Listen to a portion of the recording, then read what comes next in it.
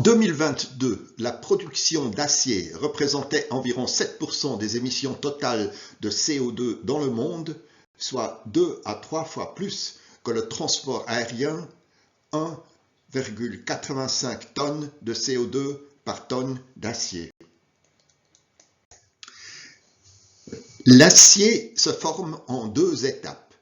Le minéral de fer et le charbon donnent de la fonte brute et du CO2. Ensuite, le carbone de la fonte est brûlé, ce qui donne de l'acier et à nouveau du CO2. Le haut fourneau est rempli de charbon, de minéral de fer et de calcaire par le haut. Le tout est enflammé par de l'air chaud et chauffé jusqu'à 1500 degrés.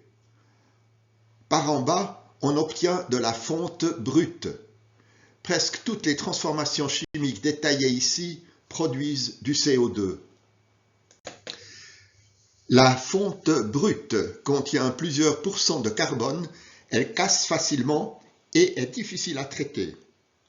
Dans une deuxième étape, elle est chauffée à plus de 3000 degrés dans un four appelé convertisseur, ce qui permet d'extraire le charbon. La fonte contenant moins de 2% de charbon est appelée acier. La production d'acier génère beaucoup de CO2 pour 2 raisons. Premièrement, à cause des grandes quantités d'énergie nécessaires et deuxièmement, à cause de l'utilisation du charbon pour réduire le minéral de fer, ce qui produit du CO2. En 2022, 1882 millions de tonnes d'acier ont été produites, dont 54% en Chine et près de 10% en Europe. Comment réduire l'empreinte carbone de l'acier? Outre de promouvoir le recyclage qui se fait déjà à grande échelle, on place de l'espoir sur le remplacement du charbon par l'hydrogène. Comme nous l'avons dit, le procédé traditionnel consiste à transformer le minéral de fer en fonte à l'aide de charbon. Il en résulte du CO2.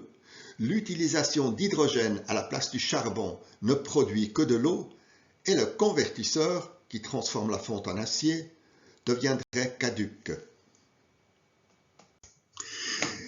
Les gros titres ne manquent pas.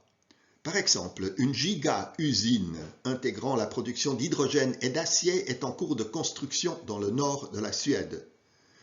Si tout va bien, elle produira 5 millions de tonnes d'acier en 2030 par rapport à une production mondiale de près de 2000 millions. Malgré ces perspectives, la décarbonisation de la production d'acier sera difficile. L'acier sans CO2 est cher, car l'hydrogène a ses propres problèmes. Par exemple, 95% proviennent du méthane. Ils ne sont donc loin d'être exempts de CO2.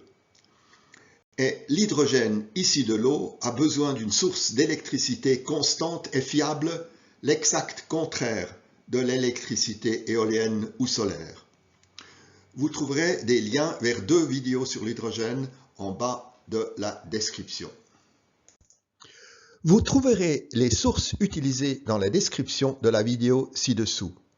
Commentaires et corrections via YouTube ou directement à bernhardhirschel.ch.